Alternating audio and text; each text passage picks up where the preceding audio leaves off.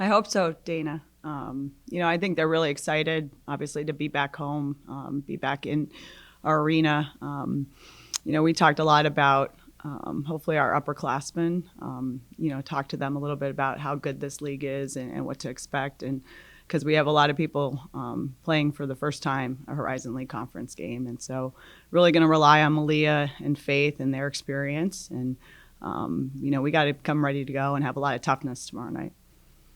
How much do you feel like Malia's absence the past couple of games has affected just what you guys have wanted to do offensively and some of the offensive struggles that you guys have last season? Yeah, I don't think it's an excuse at all, but I think it definitely affects, our rotations. Obviously, you don't have a fifth-year senior out there with tons of experience on both sides of the ball. And now we put a freshman, Erica King, in the starting lineup who's playing out of position. She was backing up Jewel Watkins, and now she's starting at the 2, with Malia and Danny Cameron out for the year. So, but kudos to Erica. I think she's done an unbelievable job, and the opportunity that she's been given has come in and been fearless and is really getting a lot of experience these last couple games. To follow up on that, in your last 5 games, and in one game you scored single digits Yep. in 3 quarters. Is there a common denominator?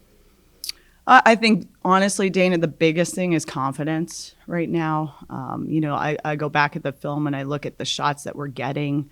We're getting layups at the rim and we're missing them. We're getting wide open threes and we're missing them. The Bucknell game, I didn't like, how the ball was moving. But going forward, I think the ball has moved well. The Towson game was really good for us offensively. We saw a lot of zone. We prepped for a lot of zone. And we had 16 assists and got them out of the zone. So I was really happy with that. We're continuing to make strides on the offensive end. That's where our defense and our rebounding have to be solid. And then they weren't in that Towson game, and you saw what happened.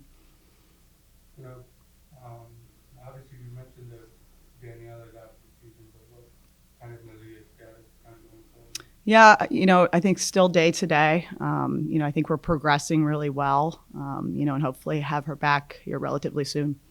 And with that, being a freshman kind of thrust into a starting role like that, she's obviously done well. Scoring at least 8.5 points in 3 games, and had a 13-point Yeah. Score output against Southern Indiana. What are you kind of seeing from her that warranted her, getting that starting out, and how has she kind of embraced that? Yeah, I think she's done an unbelievable job. Was thrown into the starting lineup at Xavier. Kind of happened at shoot around, and she was ready and fearless out there, and she's doing it on both sides. When you watch her on the defensive end, she's usually guarding the team's best player. We've had to do that, with the change. To hopefully try to continue to keep Jewel Watkins out of foul trouble. So Erica has stepped up on the defensive end. And again, I think she's just been really fearless and has accepted the role, but is continuing to learn too. There's a process with this, and she's got to continue to get better and better. And we've seen that, especially these last 2 days in practice. Have you been happy with the shot selection? Some games, yes. Some games, no. And we've talked about that, and I think it shows how the chemistry of our team and how we're continuing to build that on the offensive end. I think it also shows that it's a new system, and so we're continuing to work through that. But yeah, to answer your question, Dana, some games yes, some games no. Milwaukee's tough. The first thing you look at, Casey Baumhauer, obviously, a big time scorer for them. But they're really, really good in the post. And I think they're going to play through their posts. And so the last 2 games, both Southern Indiana and Towson, they went right at us in the post. And so we really got to, lock into that. But Kyle's been there a long time. She does a really good job with her team. I know they're going to come in ready to go. But we have to be really tough and get back to our defensive and rebounding principles in this game. I don't think you did this when you were at Akron, but now you're going in the conference and then back outside. Yeah. Is that different for you? Completely different. And I think it's tough on a young group, and so we got to accept the challenge and be ready for it. Would I love a couple more non-conference games to continue to work on our chemistry and all that? Yes, absolutely. But, this is how the league plays out, and a lot of people are playing tomorrow night. So, We got to, like I said, be ready to go. And I think our group, I love how they have responded these last 2 days in practice. With Amelia's absence, with that being kind of indeterminate going forward, you guys need greater scoring output from players like Abby or Bella or Zoe, as part of the rotation.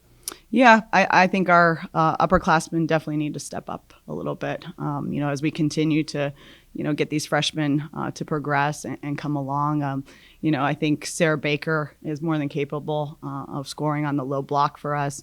Sophia Gregory has been a huge spark in additional minutes for us off the bench.